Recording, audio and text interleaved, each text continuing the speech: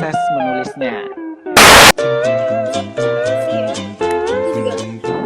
Iya, betul.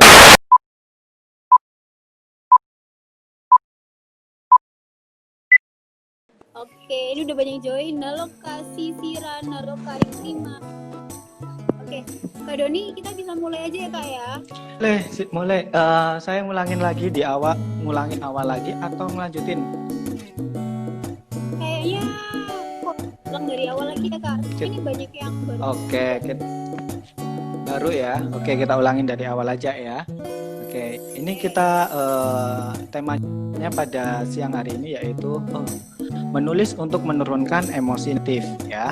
Untuk emosi sendiri seperti apa sih ya? Saya jelaskan. Emosi itu adalah sensasi psikologi itu, dan sedangkan emosi sendiri itu ada ya, ada emosi positif dan emosi negatif.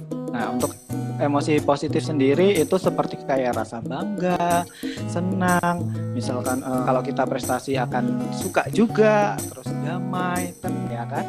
Itu adalah contoh untuk emosi positif. Dan sedangkan untuk emosi negatif sendiri itu bisa seperti kayak rasa marah, pesimis, tertekan, cemas, takut, khawatir, ya juga seperti itu. Itu adalah macam-macam contoh untuk emosi negatif. Sedangkan untuk kalau kita berlebihan ya, misalkan untuk emosi negatifnya berlebihan, itu kan juga nggak baik ya. Akhirnya kita bisa menurunkan. Nah, cara menurunkan ini salah satu terapinya itu yaitu dengan menulis.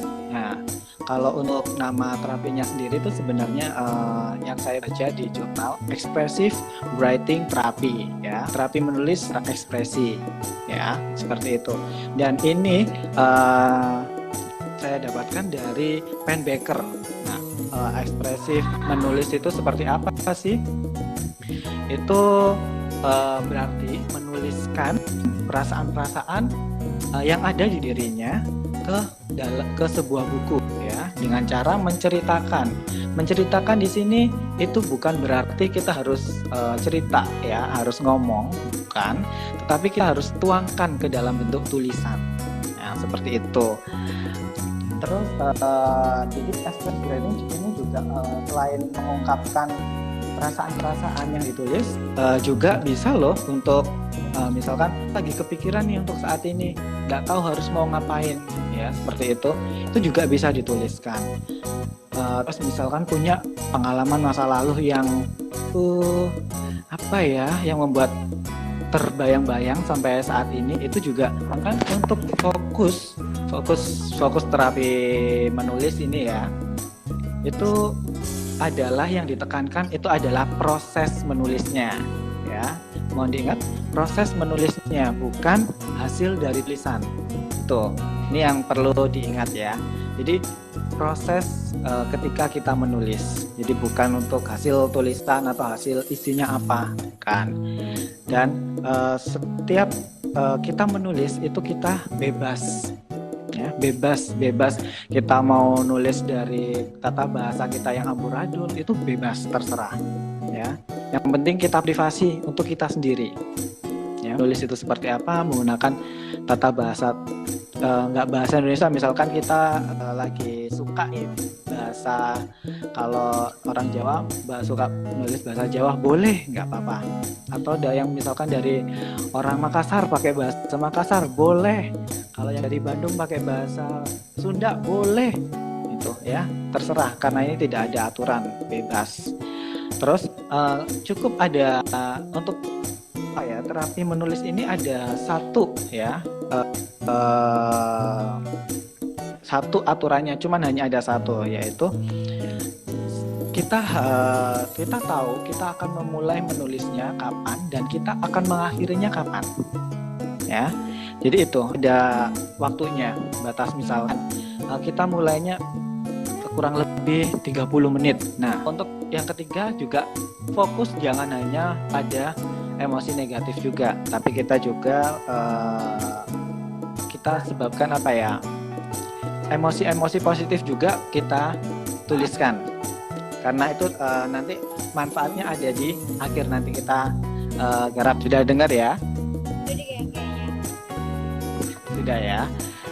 Oke, itu tadi pengertian dari kayak emosi, baik itu emosi positif sama emosi negatif, dan juga pengertian dari menulis atau ekspresif menulis ya. Terus sebelumnya untuk melakukan terapi menulis ini ada 4 tahapan ya. Tahapan yang pertama itu adalah reconnection ya. Apa sih itu reconnection? Itu merupakan tahapan pembuka, pembuka untuk sesi menulis. Tapi ini tujuannya untuk membuka imajinasi kita, memfokuskan pikiran kita, dan menghilangkan ketakutan yang muncul, yang ada pada diri kita, ya seperti itu. Serta mengevaluasi kondisi mood atau konsentrasi kita.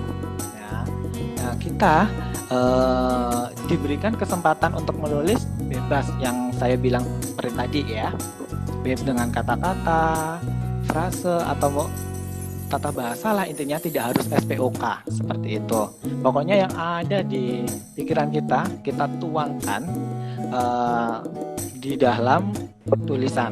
Nah, terus untuk tahap atau writing ya, tahap ini tujuannya untuk mengeksplor reaksi terhadap situasi tertentu ya, mulai dari mengeksplor dengan kita mengingat pengalaman-pengalaman yang menimbulkan rasa sensasi yang gak enak ya, seperti itu. Dan setelah kita menuliskan, kita baca kembali ya, baca kembali tulisan, kemudian kita sempurnakan.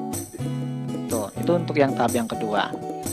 Sedangkan untuk tahap yang ketiga itu feedback. Nah, feedback ini kita melakukan refleksi dengan terus-menerus menggali bagaimana perasaan kita menulis, ya, perasaan kita menulisnya itu dan menyelesaikan tulisan, atau kita membaca ulang itu tadi. Jadi kita rasakan lagi hasil tulisan yang kita tulis ya, feedback. Jadi kita tahu perasaan kita itu seperti apa. Dan ketika kita membaca, perasaan kita bagaimana. Nah, terus yang terakhir yaitu yang keempat, application to the self ya. Kita mencoba mengaplikasikan pengetahuan baru ke dalam dunia, ke dunia nyata ya. Kita merefleksikan kembali hal-hal apa saja yang harus diperbaiki dan dipertahankan dari apa yang kita sudah pelajari ya. Dari situ ya, contohnya misalkan kita tadi kan sudah menulis ya kan, mulai dari tahapannya itu tadi, awal kita menulis feedback ya, itu tadi tahapan. Kita sudah menulis nih, terus kita membaca ulang. Setelah kita baca ulang, kita analisis ya. Setelah kita analisis, kita mencoba mengaplikasikan pengetahuan kita mulai dari yang kita tulis, benar nggak sih sama yang kehidupan kita di dunia nyata seperti itu. Nah, dari situ kita bisa menurunkan emosi kita yang semulanya emosi negatifnya tinggi, misalkan mulai dari skala ya. Saya coba bikin skala antara 1 sampai 10. Yang 1 itu rendah, 10 itu tinggi. Misalkan ada di skala 9, tinggi ini ya, tinggi banget. Jadi akan turun menjadi 7 misalkan seperti itu. Jadi 9 ke 7 itu sudah ada penurunan yang sangat luar biasa. Tapi kita ingat juga pas waktu kita menuliskan di buku ya, itu emosi negatif tidak semuanya harus negatif. Tetap kita sisipkan ada emosi-emosi positif. Dan kita mengevaluasinya tidak satu lembar ya, satu tulisan, tapi kita berulang-ulang. Jadi nanti kita bisa buka nih bukunya. Kalau kita baca tulisan kita, semakin sering kita menulis, dari banyak emosi positif yang dimunculkan, itu akan semakin bagus ya. Jadi setiap hari langkahnya itu kita harus semakin positif yang kita tuliskan, bukan menjadi semakin negatif. Seperti itu. Mungkin itu adalah sekilas materi singkat dari saya. Mungkin boleh langsung lanjut ke sesi pertanyaan seperti itu ya, Kak Cisa. Oh, ini belum ya, berarti aku bacain pertanyaan yang dari komen-komen kemarin ya. Boleh. Oke. Aku nggak nyebutin namanya ya Kak ya. Ini. Hai kakak-kakak. Aku ada titipan pertanyaan dari teman-teman. Gimana sih Kak cara untuk menulis? Nah selama ini nggak pernah menulis kayak gitu. Terus yang kedua, itu dulu deh. Itu dulu ya, oke. Yang pertama, tadi pertanyaan saya ulangin ya supaya ini saya nggak pernah menulis nih, gimana caranya untuk menulis lagi? Ya seperti itu ya. Oke, kalau memang seperti itu, awalnya sebelumnya nggak bisa menulis, bukan berarti nggak bisa menulis kan? Memang tidak terbiasa. Karena untuk terapi menulis di sini adalah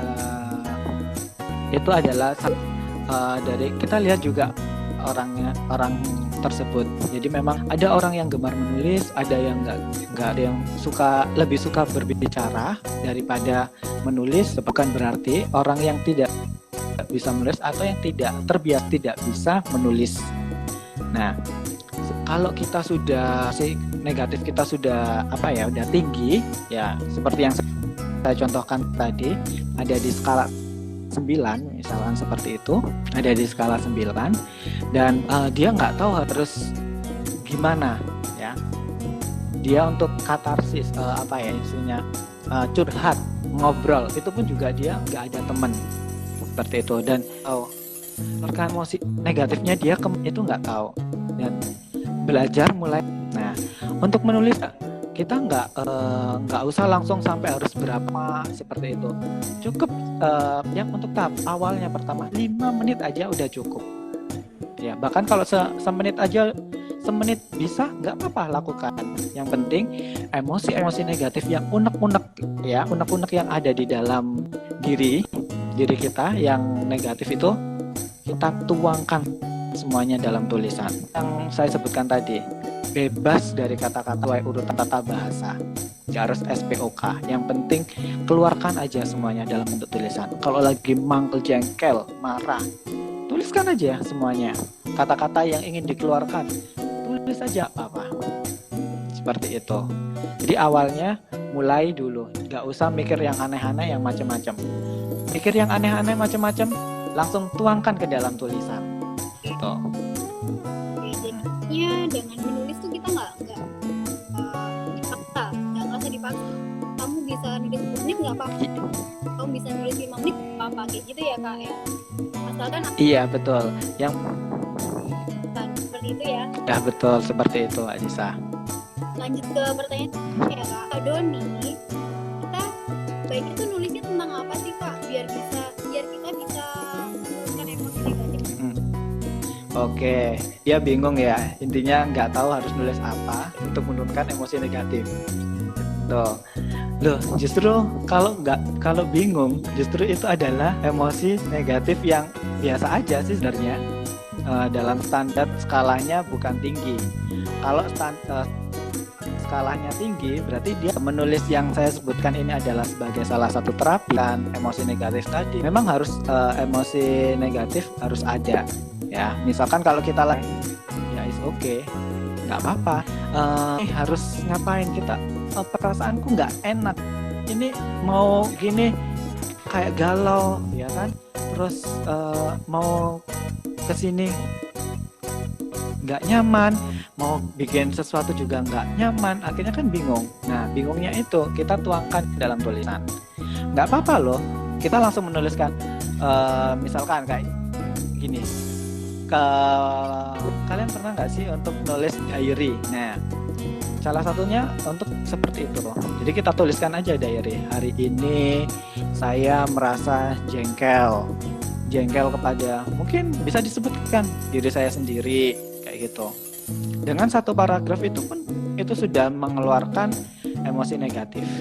Ya, jadi tanpa harus kita memikirkan kira-kira nanti aku nulis apa ya biar emosi negatifku turun. Ya, bukan seperti itu. Tapi kalau ketika kita sudah merasakan saat ini kita langsung nggak enak, pengen mengeluarkan sesuatu yang unek dalam hati, itu langsung dituangkan dalam tulisan.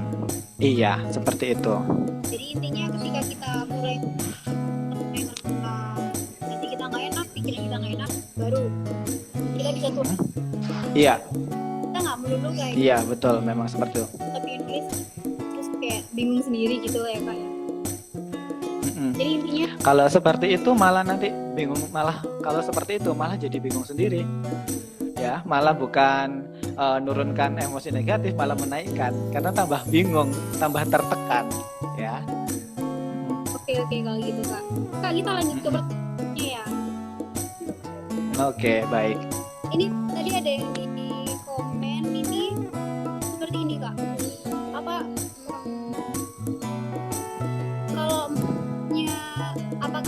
Apakah menulis yang dimaksud sama Kak Doni itu hanya boleh di buku saja? Kalau misalnya nulis di blog gimana Kak? Oke, kalau nulis di blog,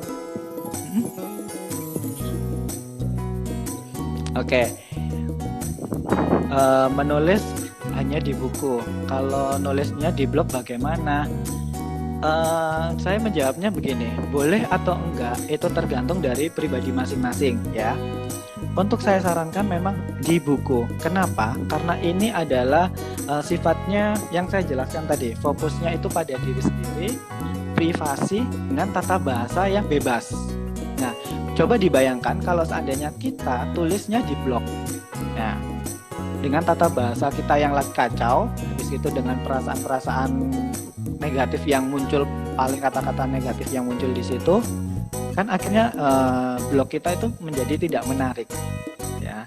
Kan fungsinya blog kita orang membaca, memberikan informasi supaya orang itu tertarik dengan informasi kita atau menjadi manfaat buat orang lain. Tapi kalau sedangkan menulis kita dalam kondisi yang emosi negatif semuanya, kalau kita di blog ya bukan berarti malah bermanfaat, malah membuat orang juga merasa jengkel seperti itu. Kan banyak tuh sekarang netizen tulisan sedikit aja sudah dibilang apa ini nggak bagus seperti itu. Jadi memang saya sarankan di buku itu untuk privasi diri Anda sendiri seperti itu.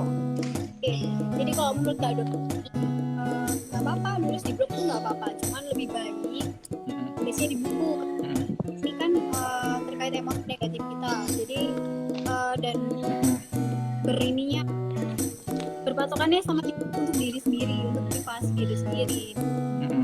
Kalau misalnya menurut Kak Doni kan kalau misalnya kita taruh di blog bisa diakses sama siapapun, sampai siapapun tanpa ini yang membaca juga ikut merasakan emosi negatif tersebutnya, orang juga sendiri kayak gitu ya kayak. Iya betul, karena terapi menulis ini adalah yang penting adalah prosesnya, bukan dari hasilnya. Ya, seperti yang saya sampaikan di materi yang di awal tadi, terapi menulis ini adalah prosesnya yang akan kita lihat, bukan dari hasilnya. Ya, hasilnya apa ya? Hasil tulisan kita enggak. Hasil kita tulisan kita ya memang kita akan baca, kita akan evaluasi untuk diri kita sendiri. Kita refleksikan untuk diri kita sendiri. Jadi bukan untuk orang lain. Seperti itu. Jadi kalau seandainya nulis di blog kasihan, eman kayak gitu. Menurut saya itu eman, ding kita simpan sendiri dalam buku biar tahu. Ya seperti kayak diary gitulah. Kak Doni, nih kalau misalnya itu di private, jadi yang bisa akses ya hanya di itu gimana Kak? Masih boleh? Masih disarankan? Meskipun di private ya, buat apa sih? Buat apa? Intinya buat apa? Tujuannya buat apa? Kita kembali lagi dulu, tujuannya buat apa? Kan lebih baik di buku. Kalau di private terus biar kita baca, ya supaya kita bisa baca sendiri. Ya, apa bedanya dengan di buku? Ya kan? Nah, yang saya tetap kembali lagi, itu adalah prosesnya, bukan dari hasil tulisannya. Dan tulis itu seperti apa sih? Dengan kita memegang pensil, ya kan? menuliskan di buku, kita menuliskan di buku kan ada penekanan tuh. Nah, penekanan itu adalah salah satu prosesnya juga. Kalau kita semakin negatif kan, ya kita akan menekan seperti itu ya kan. Nah, itu prosesnya. Oke, jadi yang dimaksud Kak Doni itu kenapa bukan selain kita yang bisa refleksi ya, itu juga ini ya Kak. Iya, betul. Kayak nulisnya itu kita bisa membantu untuk menurunkan emosi negatif. Iya, betul. Kita lanjut ke pertanyaan selanjutnya.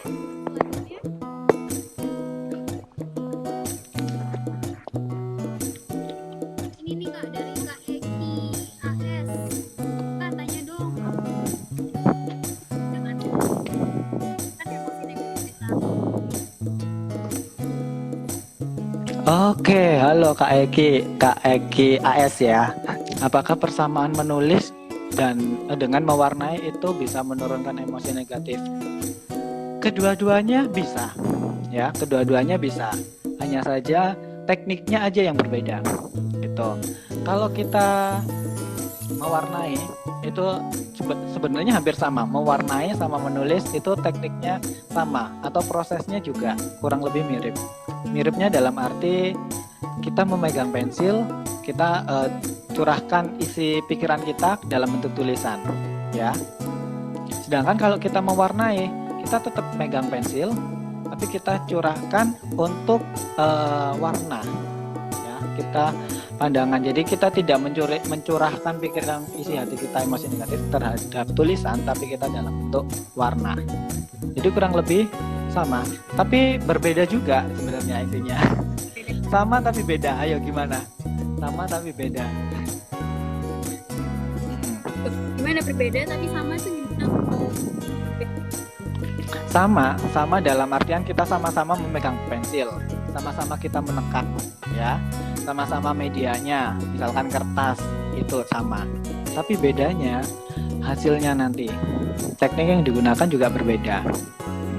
Kalau menulis, kita yang saya bilangkan tadi fokus pada pikiran dan perasaan, baik itu peristiwa-peristiwa masa saat ini yang kita alami atau masa lalu, dan itu kita tuangkan dalam tulisan, ya kan? Kita tuangkan dalam tulisan itu pun juga bahasanya juga sudah semau gue gitu, semau aku, semau yang nulis. Nah, itu yang membuat berbeda. Sedangkan mewarnai kan nggak bisa tuh, ya kan? Kita nggak bisa tuh menuliskan, kan kita hanya cukup mewarnai aja seperti itu. Oke, jadi intinya menulis sama mewarnai itu prosesnya aja yang sama, hasilnya berbeda. Cuma tekniknya aja yang berbeda, teknik pendekatannya aja yang berbeda. Tapi keduanya tetap bisa sama-sama menurunkan emosi ya. Iya, betul. Tetap tergantung nanti yang lebih cocok yang mana. Soalnya ini nih, ada satu pertanyaan yang paling banyak muncul, ya.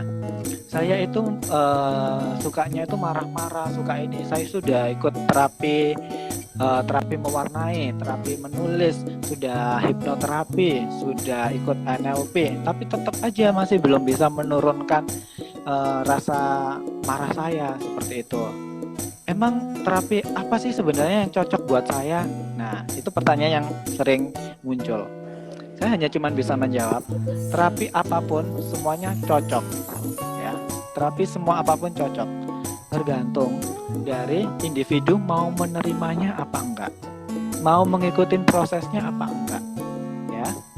Terus habis itu mau intens, ya. Jadi intens itu continue nggak mau melakukan terapi tersebut, karena untuk mengikuti terapi membutuhkan waktu yang konsisten. Tidak hanya sehari ini saya sudah ikut terapi menulis, terus habis itu kok nggak ada hasilnya ya, terus cari terapi yang lain. Kok nggak ada hasilnya ya gitu.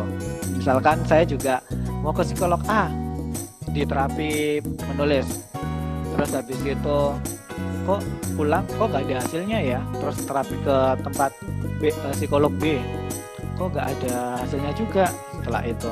Akhirnya orangnya tambah bingung. Nah, karena orang ini masih belum bisa menerima apa yang dikatakan psikolog dan masih belum percaya. Jadi intinya kalau emang mau pengen membebaskan emosi negatif, sudah percaya aja. Kalau mau datang ke satu psikolog merasa percaya di situ, ya udah. Kalau emang merasa nggak percaya mau ganti silakan. Yang penting jangan gonta-ganti akhirnya sampai membuat bingung sendiri. Gitu. Jadi dari semua kita continue harus lanjut ya. Iya, betul. Lanjut Kak ke pertanyaan selanjutnya nih. Kak, ini serius ya Kak? Tadi serius sih, cuman ini lebih serius nih. Jika menulis cerita tentang cerita kriminal, apakah untuk psikologis?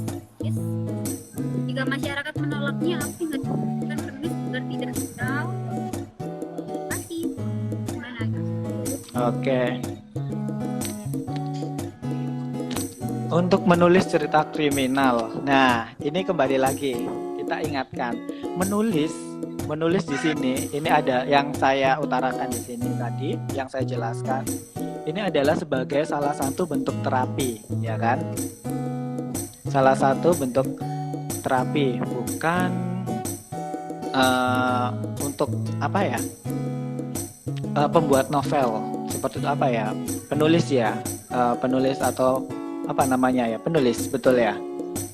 Pengen nulis novel atau pengen nulis cerita, pengen nulis di blog seperti itu sudah warnanya sudah berbeda ya.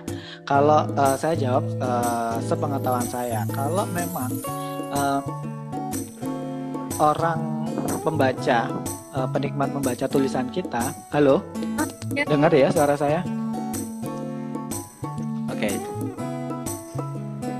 Kalau untuk si penulis itu tadi ya, kalau untuk yang terapi ini kan lebih fokus pada diri sendiri ya, lebih fokus pada diri sendiri yang membutuhkan privasi seperti itu dan mengungkapkan perasaan-perasaan kita, unek-unek kita dalam tulisan. Nah, sedangkan kalau untuk cerita sebenarnya pertanyaan yang ini nyambung dengan pertanyaan yang pertama tadi ya. Boleh nggak sih kita nulis ke blog seperti itu? Nah, kalau boleh, kalau untuk yang nulis cerita seperti ini, berarti dia sudah tahu nih sebenarnya ini adalah cerita-cerita fiktif, ya kan? Jadi kalau seandainya misalkan si pembaca kayak merasa, kok jahat banget sih cerita ini, seperti itu karakter ini jahat banget. Nah itu kan kita berhasil sebenarnya membawa emosi orang lain untuk cerita kita. Tapi kalau seandainya untuk terapi menulis itu beda konteksnya. Nah itu aja. Jadi kalau ini bukan konteksnya ya Kak ya. Oke Kak, kita lanjut lagi ya ke pertanyaan selanjutnya. Tulis itu yang kayak gimana sih Kak? Apa? Nggak dengar? Berkualitas tuh yang kayak gimana Kak? Kalau menulis yang berkualitas itu yang bagaimana? Kita kembali lagi, kita masuk tujuannya kita seperti apa, ya? Mau menulis tujuan kita untuk membuat cerpen, mau untuk terapi, mau buat novel, atau hanya buat curhat-curhatan aja, atau hanya buat tulis status doang, gitu ya, status di Facebook, IG atau di mana. Nah, kita lihat tujuannya. Untuk yang berkualitas, biasanya, atau mungkin bisa juga buat menulis untuk promosi. Nah, itu juga kita kembalikan ke tujuannya. Kalau misalkan tujuannya untuk promosi, ya kita tetap bagaimana membuat kalimat yang semenarik mungkin. Gitu. Tapi kalau untuk kita buat karya, misalkan buat sastra, ya kan kita harus mengikuti kaidah bahasa Indonesia yang baik dan benar. Seperti itu. Ya kan? Jadi kita lihat tujuannya buat apa. Jadi intinya sesuai konteksnya lagi ke tujuan awalnya ya. Iya, karena yang saya bahas di sini tadi adalah menulis untuk terapi ya, bukan buat untuk kita membuat cerpen, membuat novel, membuat sastra seperti itu, atau mungkin buat apa promo seperti itu.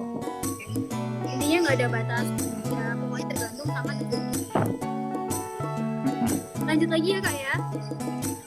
Lanjut boleh. Ini kita mau sampai jam berapa ini? 3 menit lagi kak, selesai. Ini kayaknya pertanyaan terakhir sih kak. Ya, ulangin ya kak. Iya. Kak, bisa sih kak kalau misalnya kita tulis nih ya, pasti bikin kita jengkel. Hukumnya apa sih kak? Oke, saya bisa tangkap pertanyaan itu. Misalkan kayak gini ya, kita menulis nih, terus habis itu hasil tulisannya kita kasihkan ke orang yang kita jengkel, gitu nggak ya? Ya, oke. Kita dari awal lagi kita tujuannya apa? Kita kembalikan ke lagi tujuan. Kita lihat lagi fokusnya buat apa. Fokus terapi menulis ini ya, itu adalah prosesnya, bukan dari hasil tulisan. Itu yang perlu ditekankan dan itu yang perlu digarisbawahi ya. Dan penulisan ini membutuhkan privasi ya, bebas. Bebas itu bebas dari kita, dari tata bahasa, bebas dari kritikan ya, seperti itu. Ya, terus kalau kita ngasihkan ke orang lain, itu orang lain yang membuat kita jengkel, boleh apa enggak sih? Ya, kembali lagi ke fokusnya. Itu kan yang namanya privasi. Masa iya privasi dikasihkan ke orang yang membuat jengkel? Nanti bukan berarti emosi negatifnya tambah turun, tapi bisa lagi tambah naik. Kenapa? Yang dikasih tulisan jengkel, yang menulis pun juga akan merasa jengkel. Kenapa? Karena yang digondokin malah marah-marah, mungkin dikatain misalkan di tulisannya bikin marah, akhirnya marahin sama si penulisnya. Si penulisnya pun juga ikut marah juga, ya kan? Nah, akhirnya bukan menjadi emosi positif, malah emosi negatifnya tambah tinggi. Seperti itu. Apalagi bahasa penulisan ya, bahasa penulisan kalau kita baca, yang kita tulis dengan dibaca dengan orang lain itu akan berbeda, ya kan? Maksudnya itu juga akan berbeda. Misalkan saya nulis saya suka kamu, itu saya yang menulis dengan nada saya suka kamu. Bisa jadi orang yang membacanya bilang seperti ini, aku suka kamu. Iya.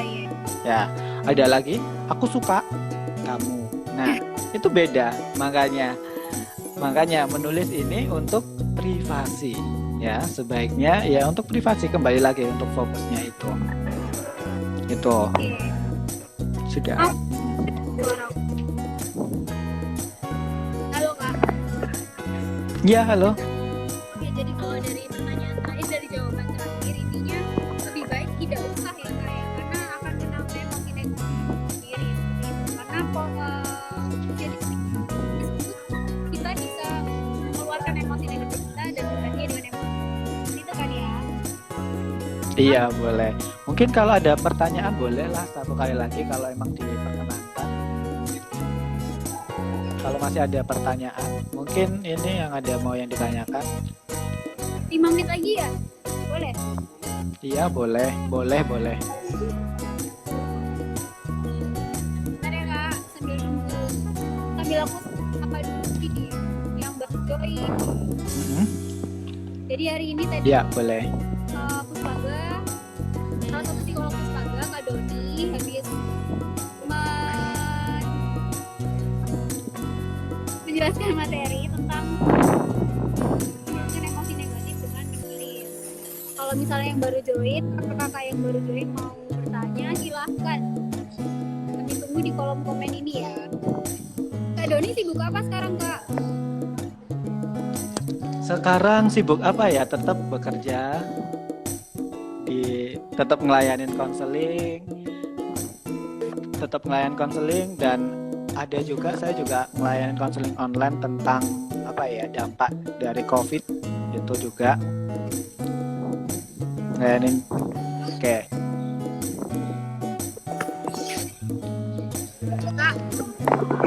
Kakak udah ada yang tanya lagi Ya. Kak, satu lagi. Kak, apakah ceritanya harus berkelanjutan? Bisa lanjut hari besoknya gitu gimana Kak? Oke, pertanyaannya tadi apa? Apakah ceritanya harus berkelanjutan, gitu ya? Iya. Misal hari ini sama hari besok, gitu ya. Untuk cerita, ya itu tadi kita kembali lagi. Intinya kalau mengikuti live ini dari awal, materi yang saya jelaskan tadi di awal, akan paham lah, gitu ya. Di sini kita adalah menuliskan emosi-emosi perasaan kita yang kita alami, baik hari ini, kemarin, atau masa yang lalu seperti itu. Pokoknya yang muncul. Dan di sini adalah prosesnya. Proses yang paling utama, fokusnya itu adalah proses, bukan hasil dari isi ceritanya. Jadi kalau hari ini kita nulisnya masalah apa? Takut, ya misalkan takut kena COVID misalkan, takut keluar rumah karena COVID, itu dituliskan. Terus besoknya takut karena kelaparan. Nah seperti itu kan sudah beda. Jadi nggak berkelanjutan pun juga nggak masalah. Yang penting itu adalah prosesnya, proses kita menulisnya, ya. Jadi emosi-emosi negatif kita tuliskan semuanya. Gitu. Nanti kita sesuai dengan 4 tahapan yang tadi, akhirnya kita bisa menganalisis nanti di akhirnya bagaimana. Kalau isinya ada yang kurang, kita analisis lagi dan kita refleksikan dengan kehidupan kita yang nyata, misalkan kayak gitu. Kalau misalkan ini takut dengan corona, kalau kita keluar takut dengan COVID, ya. Misal kita keluar rumah boleh. Kita misalkan di dalam tulisan nih, saya takut keluar rumah karena ada COVID-19, takut ketemu mungkin dalam jarak 1 meter aja saya takut sudah terkena, ya seperti itu. Tapi kita refleksikan ke dunia nyata. Dunia nyata, boleh nggak kita keluar rumah? Oh ternyata boleh, tapi dengan protokol kesehatan, ya, dengan sesuai dengan protokol kesehatan, yaitu menggunakan masker, ya kan, jarak antara satu orang minimal itu 1 meter, tapi saran saya sih 2 meter gitu kan, karena itu adalah kontak fisik. Tuh. Jadi seperti itu. Iya, jadi enggak, iya Kak ya enggak. Iya. Hari ini besok. Ini proses. Ya. Kak ini maaf nih terakhir nih. Yang terakhir ya, setelah itu kita tutup ya. Oke, boleh. Oke, dari Kak M. Nur Latif, bagaimana cara mengatasi malas atau emosi sendiri sementara menulis bisa menurunkan emosi? Gimana tuh Pak? Untuk mengatasi malas ya, malas itu juga salah satu emosi. Kalau dari saya sendiri, malas itu emosi negatif atau positif, itu bisa masuk dua-duanya. Oh, gitu. Ini menurut saya sendiri ya, Kak. Kenapa? Kayak gini, malas. Kalau kita melakukan perbuatan kebaikan, tapi kita malas, itu menjadi negatif. Tapi kalau kita mau melakukan keburukan, tapi malas, itu kan baik. Ya, kan tergantung konteksnya nanti juga. Tapi ini cobalah misalkan anggap aja ini dia mau melakukan aktivitas di luar rumah masa-masa pandemi ini, tapi males gitu ya. Anggap aja seperti itu. Dan untuk menulis pun juga males, nggak mau ngapa-ngapain. Ya kan? Terus sementara menulis ini bisa menurunkan emosi negatif, ya kan? Kalau untuk orang ini malas seperti itu, berarti teknik ini kurang cocok untuk kurang cocok untuk siapa tadi? M. Nur Latif. Oh ya, Kak M. Nur Latif ya. Mungkin ini teknik yang menulis ini kurang cocok, ya, kurang tepat. Ya, kalau bisa dengan teknik terapi yang lainnya. Untuk teknik yang cocok atau yang tepat bisa menghubungi tenaga profesional, bisa psikolog, bisa psikiater gitu. Jadi silakan kunjungi, atau kalau kakak dan KTP Surabaya silakan ke Puspaga gitu ya kan, karena karena kita masih masa pandemi, jadi kita masih belum melakukan layanan tatap muka. Kita tetap ngasih layanan tapi layanan online ya. Jadi KM Nur Latif kalau ada perasaan seperti itu bisa loh menghubungi nomornya Puspaga untuk cerita apa yang terjadi ya, apa yang dirasakan seperti itu. Oke. Ya, untuk cukup dulu ya Kak.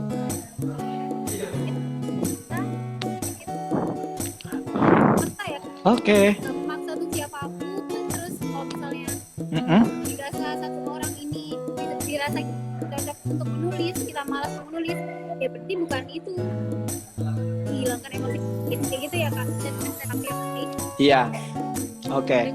Karena menulis ini adalah cuman hanya salah satu ya, salah satu, sedangkan di psikologi banyak sekali terapi-terapi ya kan. Tuh. Juga seperti itu diberikan di buku karena yang karena hal ini berfokus ke prosesnya ya, jadi kayak cara kita betul memegang pensil, terus menulisnya kayak gitu ya Kak ya. Iya, emosi yang dikeluarkan pun juga dalam bentuk kata-kata pun juga privasi sendiri gitu, bukan untuk orang lain. Jadi memang menulis itu memang lebih efektif ya, karena kalau misalnya kita menuliskan edit orang-orang yang seharusnya dia merasakan negatif, ketika membaca malah ikut negatif juga gitu. Jadi lebih baik untuk diri kita sendiri, jadi di buku, jadi tata bahasa juga yang apa yang kita pikirkan, apa yang kita rasakan gitu. Nah Betul. Dibahas lagi kayaknya bakal panjang lagi Kak, jadi ini kayaknya kita udah Oke, boleh. Buat teman-teman yang apa namanya dari awal IG live di share di IGTV. Nah, terus jangan lupa untuk minggu depan juga kami akan, insya Allah kami akan ada live IG lagi, berbeda tentunya ya. Oke. Yaudah kalau gitu Kak, jadi sebagai tim psikologi Oke. ya, Baik. udah pergi di live ini, terus mungkin untuk semua yang sudah join. Iya, terima kasih. Kalian bisa komen di IG TV yang akan kami share dari IG live ini, terus juga bisa DM ke Puspaga atau langsung WA ke Puspaga.